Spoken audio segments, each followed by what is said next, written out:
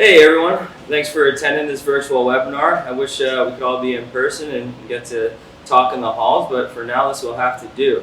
So today we're talking about supply chain risk and how it affects solar projects specifically. While this is definitely not an old cybersecurity threat, it is definitely garnering some recent attention given some of the regulatory movement that has occurred. Namely the executive order and SIP 13 supply chain risk management standards. And we'll get into talking about that here in more detail today. So we're going to start with the threat, right? Because I want to make sure that everyone understands that this isn't just some theoretical threat out there, and go over a little bit of background about what real risks have occurred. Then we'll talk about those regulatory responses that are seeking to address that risk. And then we're going to talk about what you specifically can do to get ahead of these risks and make sure you're mitigating that risk for the project. So like a lot of cyber risks, sometimes they seem like they're really just contained to movie scripts, especially supply chain risk. But I want everyone to know that the supply chain risk has been alive and real, and it's something that the Department of Defense has really been dealing with and working on for the last few decades. And you know, it's critical to ensure that the components, those programmable electronic components that are being supplied to power and control our nation's critical infrastructure are protected from foreign adversaries, as well as just from any vulnerability that can happen and occur in software or products when being developed, even if that vulnerability is not intentional by the manufacturer. So let's go over some real life examples here so that we can really just show this isn't theoretical. There's been a lot of movement recently and real life examples of this risk being realized. So the first one from a grid perspective really started to occur back in 2017 was Kaspersky antivirus software. Kaspersky is a vendor that's based out of Russia, headquartered in Russia, and is believed to have very close ties with the Russian government. One particular event occurred where sensitive data from NSA computers was stolen using the Kaspersky antivirus. In response, Kaspersky was banned for use within the U.S. government space, and every government agency was forced to remove that product. And similarly, Nerc issued a Nerc alert asking all registered entities within the electric grid to also do an inventory and survey. Do they have that product installed? And if they do, they highly recommend that it be uninstalled. A little more recently, further along in 2017, was DJI drones. These drones have become an imperative tool, a very valuable tool for solar operators and owners to spot faults within arrays and do all sorts of other preventative maintenance activities. Similarly, the drones are used to inspect transmission lines in hydro facilities for dam safety purposes. But again, is based out of a foreign adversary country, China. And again, the company is known to have relatively close ties with the Chinese government. And as a result, after multiple vulnerabilities within those drones were found, showing that data from the drones, everything from flight patterns to actual video data coming from those drones, could be exfiltrated. Again, DJI was banned within the government space and then highly recommended within the utility space to not be used. Moving along, a more consumer-based one was Asus, and they have an automatic update tool on their laptops and computers to make sure the computers stay patched and up to date. However, in this case, while Asus is a Taiwanese company, their supply chain was infiltrated by attackers and they were not aware. So they were not the ones necessarily behind the attack, but a Chinese group of hackers were actually able to implant malware within that update tool. They infected over 1 million computers, but the scary part of this one was there was a second phase attack after the 1 million computers was affected, which really targeted 600 specific computers, really harping on the fact that the supply chain attacks can be used for very targeted specific breaches. There's no information about what those 600 computers were doing or who they belonged to, but the point of that story is supply chain risks are not only prevalent with foreign adversary countries, but can be prevalent within any vendor because they can occur even when the vendor is not aware of those risks. Most recently, in 2020, Huawei was just banned by the FCC for use within 5G networks, again, because of their close Chinese ties, and again, because numerous vulnerabilities were found in their products and hardware that can leak data.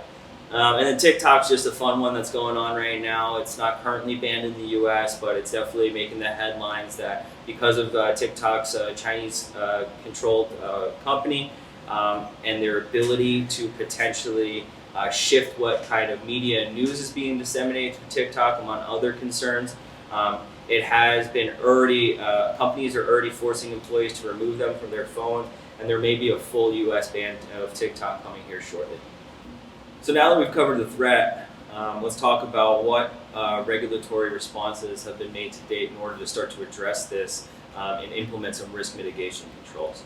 So far to date, there's been 3 primary responses by the regulators within the electric space. One is the recent executive order that just came out prohibiting the procurement of any critical equipment for the electric grid that is manufactured by foreign adversary countries, or companies, I should say. Then there's also the CIP13 Supply Chain Risk Management Standard that is going into enforcement October 1st of this year. And then last but not least, in the last 3 years, there's been 3 Nerc alerts. So let's start with CIP13. It's important to note here that again, it feels like this is maybe new for a lot of folks, and this whole supply chain risk is coming out of nowhere. But FERC issued the order for Nerc to go and create the supply chain risk management standard back in 2016. So, just like any kind of government regulation process, it's relatively slow moving. So FERC issued that order in 2016, and Nerc soon thereafter in 2016 began working with industry to draft the first version of the CIP13 standard. It took until 2018 for that first draft to be approved by FERC. But then on that same day, interestingly enough, FERC issued a new order, 850, that then said, well, it's great that we're starting to address the supply chain risk. However, we feel that even the new to be enforced CIP13 standard is not doing enough to address this pervasive risk. That's primarily because the CIP13 version 1 is only applicable to medium and high impact entities today. So the FERC order 850 said basically we need to look at this more holistically. And so just recently the standards drafting team has been formed and working on the revisions for low impact entities and their requirements to also incorporate some supply chain risk management controls. And then last but not least, the CIP13 standard was supposed to go into enforcement July 1st of 2020, but due to COVID, that enforcement date got pushed out to October 1st. So again, it's going to be new from a requirements perspective being imposed on entities, but from the risks that these requirements are trying to address, these are not brand new risks and threats. We've been working on figuring out how to best address these for some time to come. And really the important part here is to remember that right now, CIP13, or in October 1st, I should say, it's only going to be applicable to medium and high impact entities, which really can only affect solar control centers. However, the drafting team's already out and working on revisions to move some of these requirements down to the low impact level, which is going to affect many, many solar generators out there. The second type of regulatory response that has happened in recent time have been numerous Nerc alerts regarding supply chain. I previously mentioned the first one came out in 2017. It was really focused on that Kaspersky antivirus issue. And so essentially what that Nerc alert required every registered entity to do, go through, evaluate their inventories, identify whether or not any Kaspersky products are being utilized, and if so, Nerc strongly recommended that those products are removed and no longer used. Then in 2019, a similar type of Nerc alert came out, but this time really targeted at Chinese vendors. Huawei and a few others were vendors were explicitly noted, again, asking entities to go and survey and understand, are you utilizing these vendors within your critical infrastructure? And if so, strongly recommending that either those products are removed or at the very minimum, some compensating controls are put in place to mitigate the risk of those vendors infiltrating or stealing data from your facility. Last and not least, just early July of this year, the Supply Chain 3 Nerc alert came out, and this was in direct ties to the executive order that came out on May 1st. This Nerc alert is now focused really on foreign adversary countries, just like the executive order is, and it's really targeted at China and Russia. And again, it's asking entities to go ahead and survey what equipment they have in place from these vendors that are known to be headquartered or manufactured in these foreign adversary countries, and then based on that inventory, and they're identifying those vendors, either thinking about removing those vendors or at least putting compensating controls in place. Last and certainly not least is the executive order that was issued on May 1st of 2020 that's seeking to further mitigate supply chain risk. And this executive order is really what's driving a lot of the conversations and the movement regarding supply chain risk management and how it can affect solar facilities and utilities alike. Well, this one's really important to understand. So the intent of the EO isn't to try and address all supply chain risks, but rather focus on those products that are manufactured by companies either headquartered or manufacturing their products in foreign adversary countries, especially those adversary countries in which the ability for the government to closely control privately held companies exists. And as we previously discussed, manufacturers in any country, with or without their knowledge, can have supply chains exploited and compromised. However, it's important to know that's not the intent of this EO, and that's not what the EO is really to mitigate here. So the intent of the EO is to improve national security, especially since the bulk electric system is arguably one of the most critical systems in the U.S. from a national security perspective. And they're looking to improve that security by ensuring that no foreign adversaries have direct access to our systems, cannot embed potential malware or backdoors, as they're also known, within those products.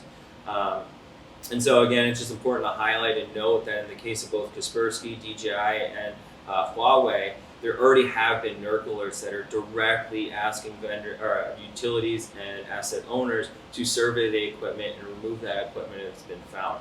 So again, the EO has a little bit different of a scope, and right now, as you can see based on this timeline, it's still progressing, and there's still some unknown portions of this timeline.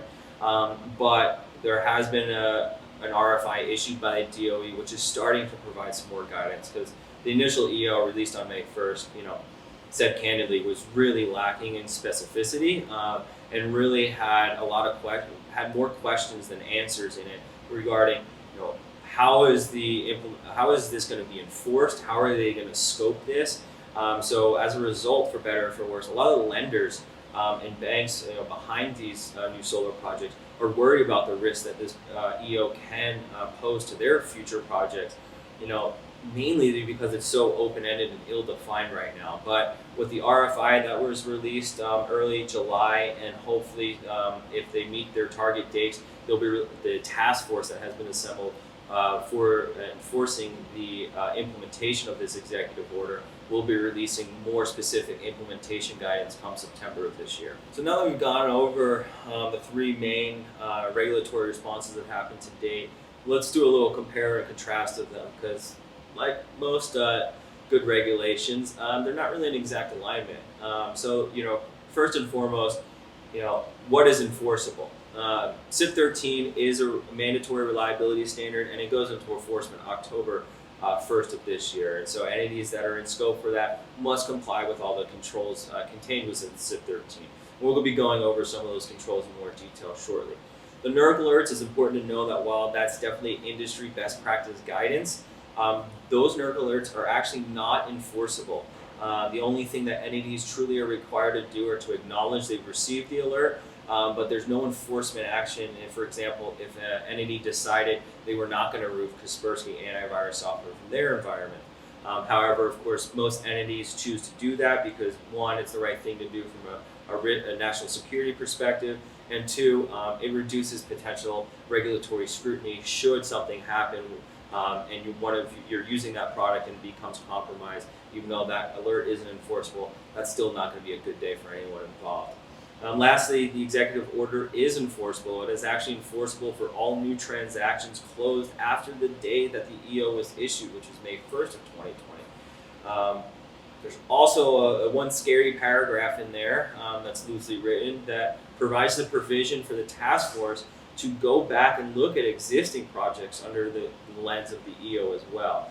Whether or not they go back and look at projects where they really take that grandfathered approach and focus on these new transactions closing after the date of the EO is anyone's guess. If I had a guess, they're definitely going to prioritize these new transactions happening after May of 2020, but it's still important for folks to know that the provision to go back and look at existing projects is technically in there. We mentioned applicability, so I won't go through applicability on a line-by-line basis. It's important to know that right now the EO has the largest scope of applicability out of all of these because both the Nerc alerts and the CIP 13 requirements focus on Nerc registered assets, right? And so for solar, Nerc registered assets essentially boils down to 75 megawatts or greater for the generating facility. So that means that there are a lot of solar facilities out there that don't meet the Nerc registration criteria, and therefore they would have never received a Nerc alert, and they're certainly not in scope for CIP 13 because CIP 13 is even a smaller subset where it's applicable not all registered entities, but only the medium and high impact entities. But again, the EO is focused on all transmission level assets. So that scope is going to affect a lot more lenders, asset owners, and operators out there than either of the Nerc regulatory responses to date. We've talked about vendor scope, but the two important things to know is that the EO is really focused on the foreign adversary countries, so that's a subset of vendors, of course. Whereas CIP 13 and the requirements there, they don't care about where the product is manufactured or headquartered. Rather, they're looking at controls for all vendors supplying programmable cyber components for the electric grid. So CIP 13 in that regard actually has a much broader scope than what the EO does. So you see we're kind of balancing these two diverging scopes and we're going to talk about here in a minute how to come up with the best fitted response for your organization and your facilities when looking at all of these different regulatory responses in combination. Also, equipment scope differs. I mentioned CIP 13. They're focused on BS cyber system components, aka programmable cyber electronic components that are used within the core monitoring and operating systems to control generators, control centers, transmission substations, et cetera, et cetera. Similarly, the EO is looking at that scope, but the EO also seems to be looking at not just cyber programmable components, but also any component used in the power supply or distribution of a facility. I put in the scope for the Nerc alert, and that's the recent Nerc alert that's in response to the executive order. Just a little bit, because the Nerc alert in response to the executive order actually does arguably a better, or at least more explicit job of defining what is in scope versus how the EO is written. So again, we kind of have to look at two resources together to best cobble the full picture, right? Because looking at one in isolation gives us one view of the supply chain risk management world.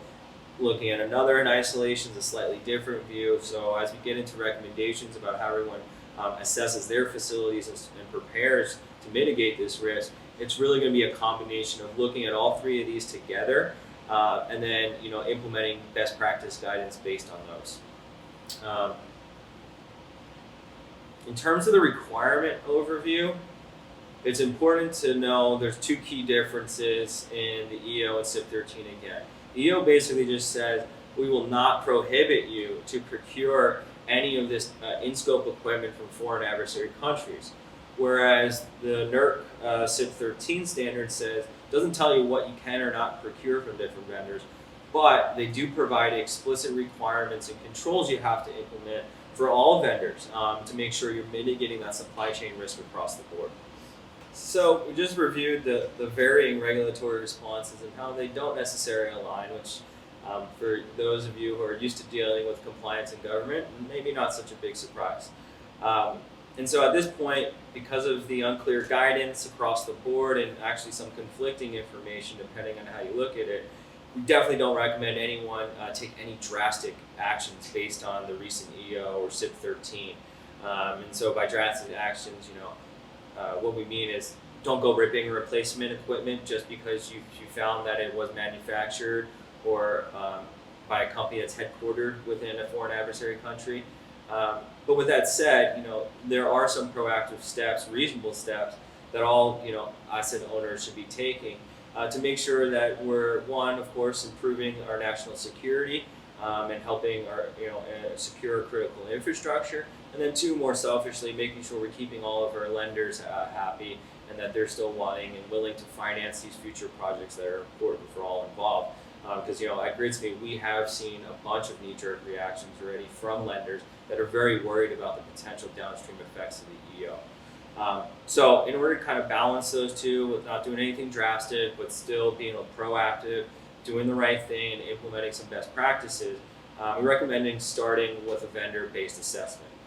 And this is the simple one. This is the one where you're going to look at, okay, for all these critical power components, cyber components used at a facility, who's the supplier? Are they based or have locations in foreign adversary countries, yes or no? Who's the manufacturer? And same question, are they associated with foreign adversary countries? And then based on that, that's a pretty simple assessment to know how much risk from an executive order standpoint does this project hold.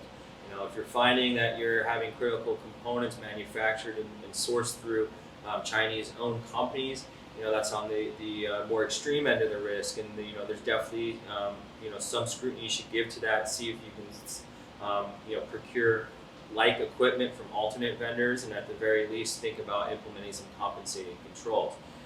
13 lens, again, SIP 13 isn't as focused on the foreign adversary component, but we do know already that the SIP 13 controls are being evaluated as we speak, and they will be applied to low impact in the future, that it will affect solar projects across the country.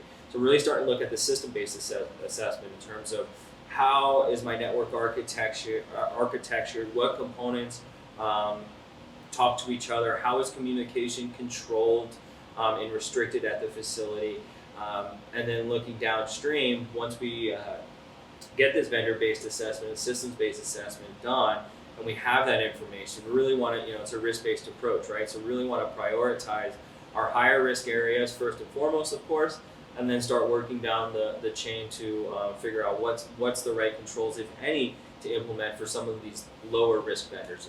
So now let's talk a little about the specifics of what an assessment should look like. So you want to start by evaluating and aggregating the full inventory for an upcoming or existing facility. The next step really is to identify whether or not those components have a programmable aspect to them, because that's really going to dictate whether or not there is the potential for malware or a backdoor to be implanted in those components, which are some of the highest risks that we're looking to address with supply chain risk mitigation strategies. Then you want to look at and determine, is the manufacturer and supplier and vendor all the same? If they are, great. If there's not and there's a chain, you want to enumerate all of those and determine where are those companies headquartered and where are they manufacturing their products. And this is really the EO focus part of the assessment to identify, are there potentially foreign adversary countries involved?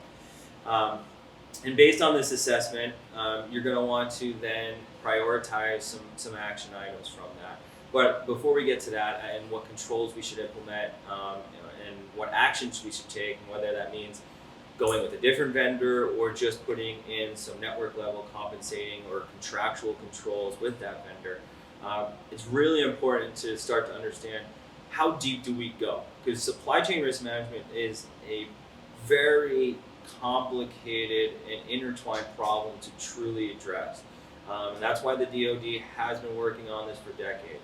And it's really complicated and difficult to truly address, because it's easy enough to look at your first level supplier, right? But for that inverter, you're getting it from company X, but it gets to be exceedingly difficult as we start to look down their supply chain. Are they manufacturing all components in-house? Most likely not. They're probably procuring motherboards and COM boards from other suppliers in other locations. So it's really a deep rabbit hole that can occur once we start to do these assessments.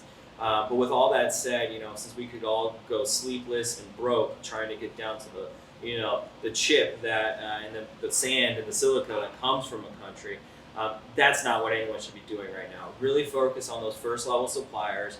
But with that said, if you identify a risky programmable component that is being supplied to your first level supplier by a second level supplier, and you have that level of visibility, definitely take it into consideration. But I wouldn't worry about going too deep in all of this. Start with that first level supplier and go from there. The other thing to think about is the difference between hardware and software. In my personal opinion, I would scrutinize software coming from potentially adversary countries and just vendors, all vendors for that matter, more than some more basic hardware that has maybe a small programmable component. And so when you're looking at your SCADA system software, it's important to understand not only who's supplying it, is it a reputable vendor and all that good stuff, but do they have any secure software development lifecycle programs in place? Because this is an example. The real risky example, or the real likely example, is not that the foreign adversary is intentionally trying to infiltrate our infrastructure, which we do have evidence they are, but that a manufacturer simply makes a major mistake when they're coding their product, and that results in a large-scale vulnerability that doesn't require the manufacturer to exploit themselves, but can be exploited by anyone and any nation-state hacking group out there. So, when you're starting to go through more detailed level assessments, think about what's hardware versus what's software, and I recommend scrutinizing the software side just a little bit more. And in some extreme cases where you may have software for a critical component being provided by a potentially adversarial country, things like a third-party code review and deep dive vulnerability assessments and penetration tests of that product and software may actually be warranted. So whereas the executive order helps inform the assessment approach, CIP 13 actually from an assessment approach is completely open-ended. It's up to the entity to decide how do they want to perform a risk assessment of their vendors. And then conversely, from what types of controls should we be thinking about implementing in response to vendor risk, CIP 13 does provide a bunch of explicit guidance, whereas the executive order is completely silent. So again, it's really a combination of looking at these two resources together and kind of meshing the two together to figure out how best to respond and proceed.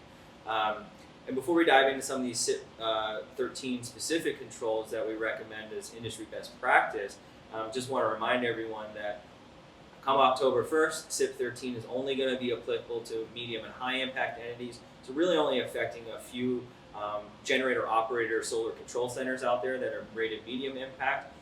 But drafting team is already out and they're working on what controls, so all of these controls, new controls or a subset of these controls, are going to be enforceable for low impact entities in the coming years. So while it may not be required from a Nerc standpoint yet, given the fact of the scrutiny of the EO and that there will be low impact supply chain controls in the future, this is why we're recommending looking to CIP 13 for guidance on how to implement controls. And again, EO is focused on those foreign adversaries, but CIP 13 looks at all vendors. And so for that reason, we're recommending that all of these existing and future projects don't just think about the appropriate CIP 13 controls to implement if they've determined there's foreign adversaries, but rather just think about that as a holistic program and something that really should be done for all vendors and making sure that you're maintaining and improving the security of your facilities. Because in today's day and age, especially when these facilities are on the internet, they're remotely accessible,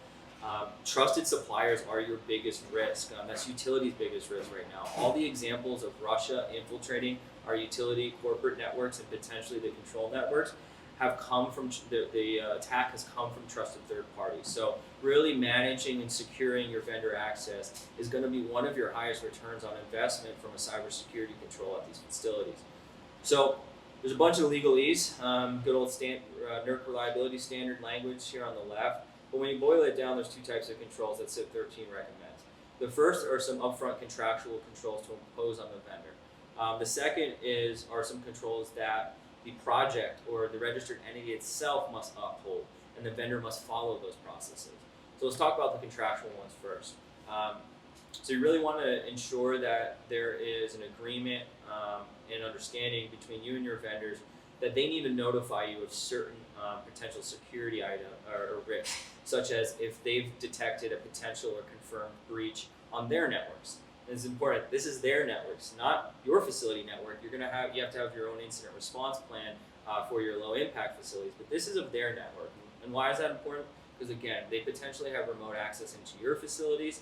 And even if they don't, the breach of their network, maybe they have sensitive data about your facilities on their corporate network still. And so you want to make sure they're required to notify you of that breach so your team can make an assessment. Do I need to take any action based on that? Is it my facility or my assets at risk? Similarly, you want to make sure that vendors have a responsibility to notify you when vulnerabilities within their software or hardware they've delivered are identified. And that they also have a process in place to make sure that they are able to provide you a security patch, and that you can verify the integrity of that patch or firmware. On the onus of the project and the owner's side, you want to make sure that you have a secure remote access program. That includes vendors, operators, and anyone else really involved with the site and the facility. So this means having a process to manage the requesting of access, to determine is there a business need or operational justification that even warrants this access. Because what happens at a lot of these solar facilities, especially when we're moving from commissioning to operations, is that everyone and their mother during commissioning has remote access, and that then never gets trued up.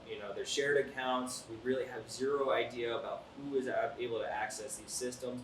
Those people now leave. They really shouldn't be accessing the facility during operations, but their access is never revoked. So they're doing this from their corporate laptop or home laptop, and there's a compromise on that laptop. It's very likely that compromise now can result in legitimate remote access to that facility, but an unauthorized person or persons. So really having a process to make sure you're reviewing and validating who needs to have access, and only providing access using the principle of least privilege is super important.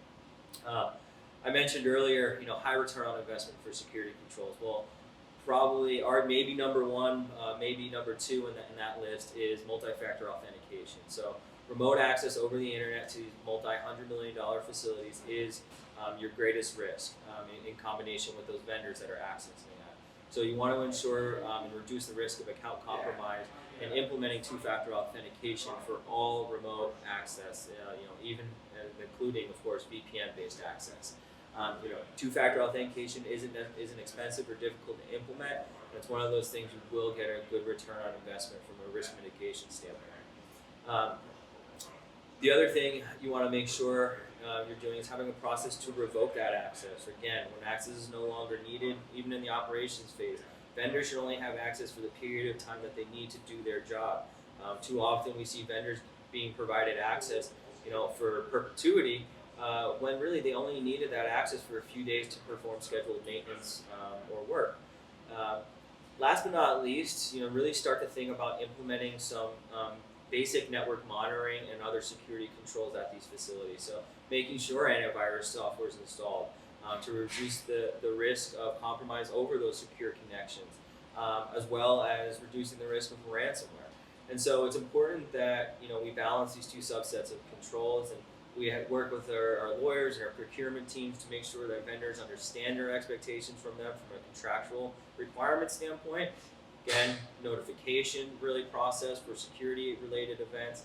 And then two, that the vendors also understand the protocols and the processes you have in place for remote access and other systems level monitoring and security-related items, and that they must follow these practices. But it's important to know that in the regard of remote access and these other technical controls, you can't rely on the vendor to implement this themselves. You as the project owner, as the project entity, you need to implement and dictate your protocols and requirements, and then ensure that the vendors are aware of these requirements, trained on these requirements as necessary, and that you have the technical capabilities and tools to monitor and ensure these requirements are being followed, and that there's no security issues potentially relating from vendors or any other network level access.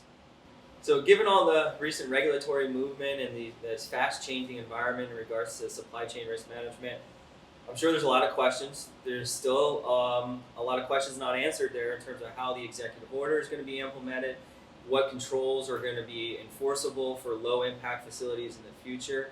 But again, we've got to look at what we have available to us from industry best practice guidance, and really look at what the intent of these are from a risk mitigation standpoint, and try to do the right thing collectively to make sure we're securing our nation's infrastructure and building the sustainable and reliable grid of the future. So with that said, if there's any questions, I'm happy to answer them right now. And for the recorded folks, you can submit a question here at this link. Look forward to hearing from everyone.